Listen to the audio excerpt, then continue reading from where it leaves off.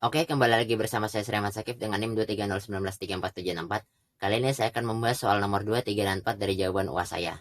Untuk yang nomor 2 ini saya ditugaskan untuk membuat normalisasi dari struk yang ada. Dan untuk normalisasi yang pertama yaitu 1NF, saya memasukkan semua atribut yang ada dalam struk ke dalam satu tabel saja dan menentukan kandidat primary key untuk normalisasi berikutnya. Kandidat tersebut ialah yang warna hijau ini. Lalu untuk yang 2NF, saya memecah tabel 1NF tadi menjadi 3 bagian. Ya, yang pertama tabel header transaksi. Di tabel header transaksi ini terdiri atas 1 PK dan 3 FK. Untuk PK-nya yang warna hijau dan untuk FK-nya yang warna oranye. Lalu untuk tabel detail transaksi, di sini saya membuatnya seperti ini karena kenapa untuk atribut jumlah total dan diskon itu ketiganya itu hanya bergantung pada kode menu dan kode transaksi. Jadi mereka tidak bisa dipisahkan dan harus dijadikan satu dalam satu tabel saja. Dan untuk tabel yang ketiga saya membuat tabel menu. Untuk yang selanjutnya 3NF, saya memecah kembali tabel header transaksi yang tadi menjadi beberapa tabel lagi, menjadi totalnya sekarang 6 tabel. Saya menghilangkan non key dari foreign key yang ada di tabel header transaksi menjadi foreign key-nya saja, seperti ini, dan membuatnya di tabel baru. Tabel di transaksinya tidak berubah, tabel menu saya menambahkan sesuai yang diminta soal, ya, seperti kategori, asal daerah, harga, gambar, dan lain-lain.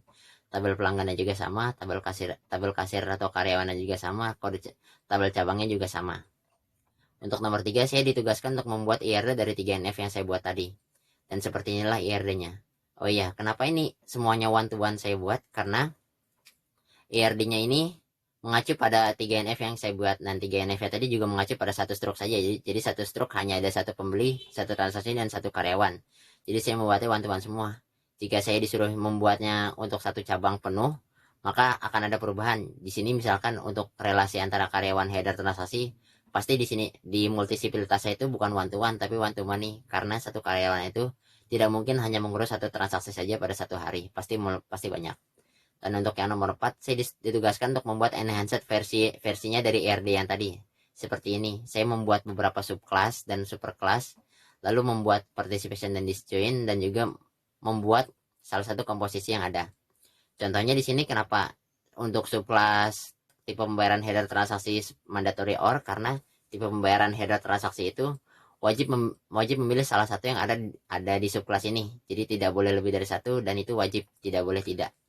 Untuk yang komposisinya juga seperti ini. Jadi misalkan sate itu pasti komposisinya bisa daging ayam dan juga bisa daging sapi.